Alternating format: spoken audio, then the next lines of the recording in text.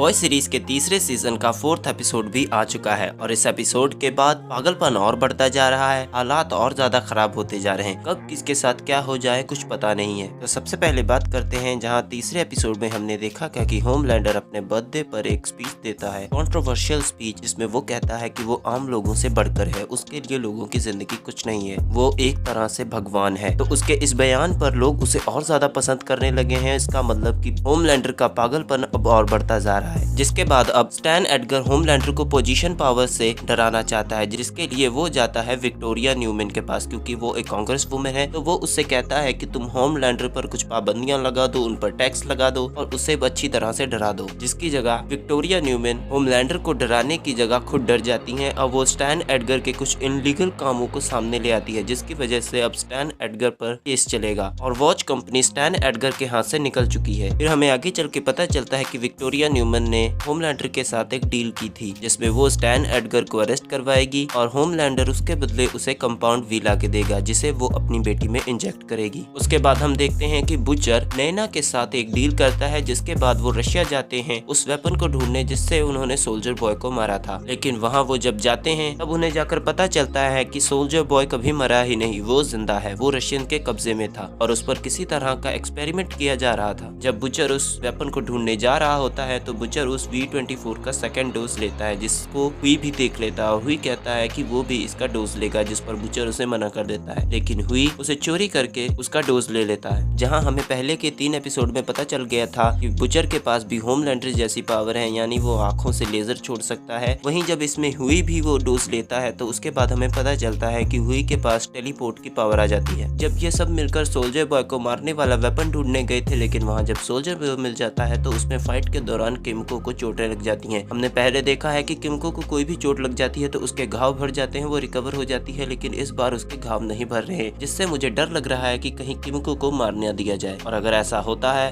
तो फ्रेंची वैसे भी पागल है और उसका पागलपन और ज्यादा बढ़ जाएगा। स्टैन एडगर की अब वॉच कंपनी छोड़ने की वजह से पूरी वॉच कंपनी अब होमलैंडर के कब्जे में है और होमलैंडर ये जान चुका है कि स्टारलाइट और मेव ने बुचर के साथ मिलकर प्लान बनाया है कि वो होमलैंडर को मारेंगे। स्टारलाइट के फ्रेंड एलेक्स को बहुत ब्रूटल तरीके से मार देता है और स्टारलाइट को धमकी देता है कि आज के बाद तुमने अगर ऐसा कुछ भी करने की कोशिश की तो अगला नंबर हुई का होगा और उसके बाद सब लोग एक करके मारे जाएंगे। इससे ज्यादा बताकर मैं स्पॉइल नहीं करना चाहता। जहां इसके पहले 3 एपिसोड आए थे, वहीं अब इसका सिर्फ एक ही एपिसोड आया है। ये सीरीज जैसे जैसे आगे बढ़ रही है इसमें पागलपन और खतरा और ज्यादा बढ़ता जा रहा है। अगर मैं अपनी बात करूं तो मुझे अब तक बहुत ज्यादा मजा आ रहा है। ये सीरीज अभी तक हमें कहीं भी डिसअपॉइंट नहीं कर रही है। उम्मीद करता हूँ आगे भी कहीं ये डिसअपॉइंट नहीं करेगी। अगर आपने इसका 4th एपिसोड देख चुके हैं तो इसमें कौन सा मोमेंट आपके लिए बेस्ट था मुझे कमेंट में जरूर बताइए और देखते रहिए नो वरीज।